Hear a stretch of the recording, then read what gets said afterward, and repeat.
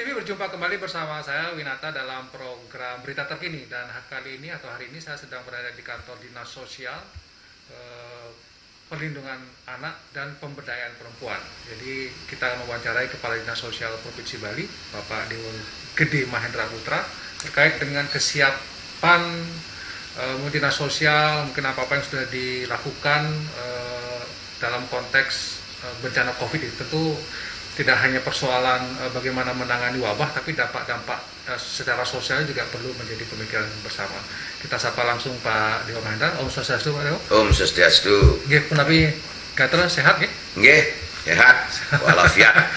Nah, punapi niki tentang persiapan mungkin untuk mungkin sudah ada koordinasi dengan Dinas Sosial Provinsi, Kabupaten Kota, kemudian dengan Pak Gub berkaitan dengan antisipasi dampak sosial dari COVID-19 ini. Apa sih yang sudah dikerjakan mungkin atau dipersiapkan oleh Dinas Sosial? Iya.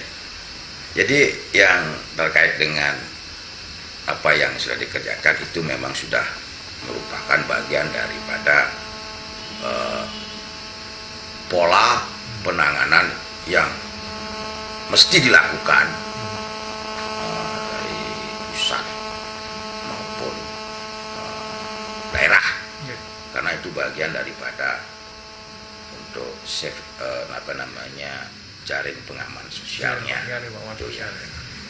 Memang dalam kaitan itu kita di sini Pak Gubernur juga bersama-sama dengan yang OPD yang terkait, terkait itu sudah sudah membuat yang namanya pola dalam kaitan skema penanganan daripada jaring pengaman sosial ini, yang secara itu dilakukan yang rencana terukur, itu dalam konsep daripada pembangunan yang dari Bali ini pembangunan yang semesta berencana. Maka itu ini sudah dilakukan beberapa kali rapat sampai menukik daripada anggaran khusus daerah, itu untuk daerah, dan sampai ini sudah mendekati. Jadi kita memang sudah, adapun dalam melakukan ini harus direncanakan, rencanakan, tidak kerasa khusus. Nah, khusus sekarang ini di sisi jaring pengaman sosial dari kita ini, yang pasti dan jelas adalah dilakukan dari sektor informal, sektor informal, kemudian nanti dalam kaitan dengan bagaimana menumbuh kembangkan di sektor ekonomi juga di samping yang pokok itu adalah penanganan kesehatan. Itu sudah jelas dan pasti. Kesehatan Nah, dalam kaitan dengan sekarang jaring pengaman sosial ini, siapa, buat apa, di mana. Maka itu kita di sini khususnya yang terkait sudah melakukan satu perencanaan siapa yang menjadi sasaran itu. Kami di Dinas Sosial khususnya itu dalam kaitan dengan di jaring pengaman sosial ini, dari pemerintah pusat itu melalui Kementerian Sosial itu juga sudah ada satu bantuannya, baik itu yang berupa bantuan panganan tunai itu melalui sembako murah yang sudah jalan, kemudian ada tambahan kotanya, itu pun tambahan kota ini kan diverifikasi Pak, verifikasi khusus untuk sembako. Kemudian ada juga, karena ini kan kecepatan dan percepatan daripada bagaimana kita itu membantu masyarakat. Kemudian ada BST, bantuan sosial tunai, selama 3 bulan. Kalau sembakonya ini itu sudah jalan yang duluan, kemudian ada tambahan 9 bulan. Artinya sudah dilakukan persiapan sudah dan pasti gitu ya. Nah, cuman tambahannya ini kan diverifikasi, tambahan ini, dan itu pun dari kabupaten kota sudah mengetahui, baik dengan yang terakhir ini terkait dengan BSD. Kami di sini memediasikan, bantu, dan itu tidak terlepas kemarin itu bagaimana mengkomunikasikan tambahan ini dari Pak Gubernur sendiri, dan dalam kaitan itu pula di dalam Vikon kemarin, beliau sendiri Pak Gubernur itu yang hadir berbicara langsung dengan Menteri Sosial ya, di sosial. Ya. Maka dari itu dari kita, dari pusat kita. Ada tambahan Pak Dewa, Pak Garis ya, ada tambahan dari berapa ke berapa Pak, tambahannya? Khusus untuk kita di sini di BST-nya, ya kan, yang awalnya itu sudah disampaikan ke kabupaten itulah jumlahnya itu 81.159, 81.159 ini itu sudah masih juga diverifikasi kan. Kemudian menjadi satu kesatuan, alokasinya itu 110.000 ya, BST 3 bulan ya, 3 bulan. Ini sedang dilakukan ya. Sedang verifikasi. Ya, verifikasi, dan kemudian tambahan kekurangan usulan ini juga dari kabupaten itu.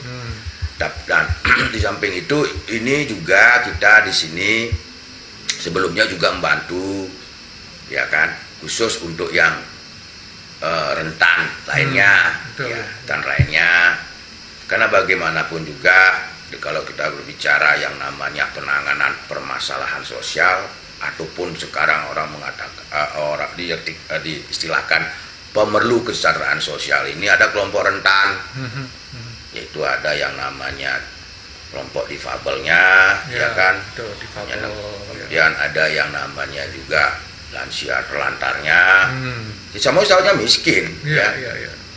Kemudian ada di sini juga panti-panti kita, yang sudah kami lakukan, khususnya terkait dengan itu, sudah memang kami lakukan, karena sekarang ini bukan urusannya itu kita memberikan itu kepada kelompok itu adalah atau panti misalkan itu adalah uang, tapi urusannya ini sekarang ini mereka itu perlu makan itu ya.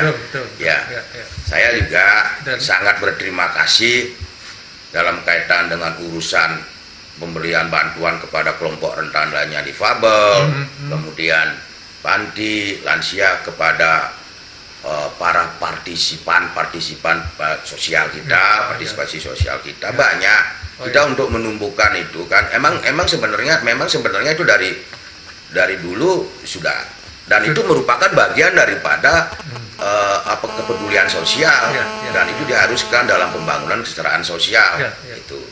Itu membantu. Artinya ada masyarakat yang memberikan bantuan-bantuan itu tadi. Dikoordinir untuk diberikan kepada kelompok-kelompok rentan itu, Pak. Ya, jadi tidak hanya dari masyarakat, ada dari dunia usaha. Dari dunia usaha juga. Ya, karena ini kan dari sisi tanggung jawab sosial. Makanya tanggung jawab sosial daripada dunia usaha itu kan. Ini kan satu kewajiban juga sebenarnya ya, satu kewajiban. Maka itu dia juga membantu. Tetapi kan kita tidak berapa apapun yang dibantu, tidak boleh kita menentukan, tidak boleh kita menentukan, ataupun tidak saya minta ini minta itu, tidak apapun. Kesukarelaan itu. Kesukarelaan. Cuman kita ini hanya membantu menyediakan data. Baik, kalau misalnya ada masyarakat yang ingin memberikan bantuan kepada yang membutuhkan, sebenarnya dinas sosial memiliki datanya gitu Pak Kadis ya. Siapa yang berhak untuk diberikan, ngawur gitu memberikan itu. Ada kita khusus rentan itu ya. Kita untuk itu sangat ya saya harapkan sekali, dan kemudian berterima kasih sih. Tapi dalam kaitan mereka itu dalam kaitan untuk menghimpun bantuan itu di masyarakat nih loh. Ya nanti nggak salah ya. Mereka itu harus kalau mau mengajukan izin adalah ke dinas perizinan. Nah, kita di sini adalah memberikan rekomendasi teknis terkait dengan itu, tapi syaratnya harus penuhi. Katanya kalau ada yang mau mengumpulkan bantuan sosial harus punya izin juga gitu ya. Kalau itu bersifat itu kelompok, ya harus diajukan, harus berupa yayasan, kan begitu kan. Nah, kemudian syarat-syarat lainnya lah kita ngajukan ke perizinan. Kalau sudah terpenuhi, dinas perizinan itu menyurati kami untuk mengeluarkan rekomendasi teknis. Layak apa tidak? Oh begitu. Baik, mungkin pertanyaan terakhir Pak Dewa, karena waktunya terbatas, kita hanya 5 menit. Mungkin kepada masyarakat yang ingin memberikan berpartisipasi, memberikan bantuan kepada mereka yang membutuhkan, itu apa yang bisa dilakukan Pak Dewa, Pak Garis? Ya, bagi saya yang kita lakukan kepada mereka yang memerlukan bantuan ini, marilah kita ini sesama kita lah.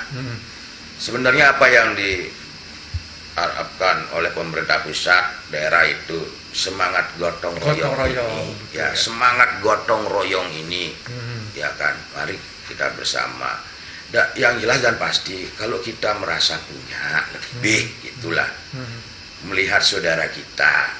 Nah, saya di sini bukan merasa diri ya paling baik, tidak. Kita semua adalah orang yang memperbaiki diri, itu aja. Maka itulah, disinilah saatnya kita kalau kita merasa, dan inilah konsepnya itu dalam ajaran agama Hindu kita diadukan manusia yatnya. Ya itu kan? Harus dikedepankan sekarang. Ya, ini manusia yatnya sebenarnya bagi saya. Dan kemudian dalam satu bingkai kegotong royongan. Dan ini udah melekat dari dulu dari zaman nenek moyang kita. Ya kan? Jangan sampai hilang. Kalau hilang ini dan itu pun tumbuh semangat kegotong royongan ini dari dulu, saya katakan zaman nenek moyang. Dari apa? Dari nilai rasa, empati. Benar kan? Sama dengan kita, tidak bisa kita memerdekakan ini. Indonesia ini kalau tidak ada semangat persatuan, persatuan ini sebagai salah satu nilai dasar kegotong royongan kita. Mari, artinya apa? Bukan merasa saya begini memaksakan, tidak. Ya niraga, ataupun kalau kita merasa punya lebih, marilah bantu saudara kita, ya kan? Baik yang tidak mampu, apalagi situasi seperti ini, ya kan? Janganlah kita itu sekarang ini emang banyak apapun, saya tidak memungkiri orang bicara pendapat ya, tetapi apa yang sudah dilakukan, apa yang harus mesti dilakukan itu banyak, apa itu besar itu ataupun banyak itu bukan berarti baik ya, banyak itu bukan berarti baik, tapi baik akan berarti banyak itu bagi saya konsep gotong royongan dengan semangat persatuannya ini yang emang harus tumbuh, apalagi itu melekat yen raga ataupun sebagai seorang manusia, ataupun makanya ada manusia yang pasti punya empati, rasa. Itulah itu yang saya harapkan, kepedulian sosialnya. Terima kasih Pak Gadis waktunya. Saya kira ada hal yang luar biasa sudah disampaikan, semangat gotong royongan, dan ini ada dalam konsep Hindu gitu ya, manusiaatnya. Saya tertarik memang karena selama ini kita mungkin lebih banyak ke ritual-ritual yang besar, tapi kali ini mungkin dalam COVID ini kita lebih banyak juga harus sesama manusia membantu, karena banyak sekali mungkin saudara-saudara kita yang membutuhkan, dan dinas sosial mungkin bisa menyediakan data yang kalau misalnya ada masyarakat yang ingin memberikan bantuan kepada sesama yang membutuhkan, misalnya ada panti asuhan, kemudian ada kelompok-kelompok rentan, ini yang juga perlu mendapatkan perhatian lebih. Demikian wawancara saya dengan Pak Kepala Dinas Sosial, Pemberdayaan Perempuan dan Perlindungan Anak Provinsi Bali. Sampai jumpa di berita terkini berikutnya.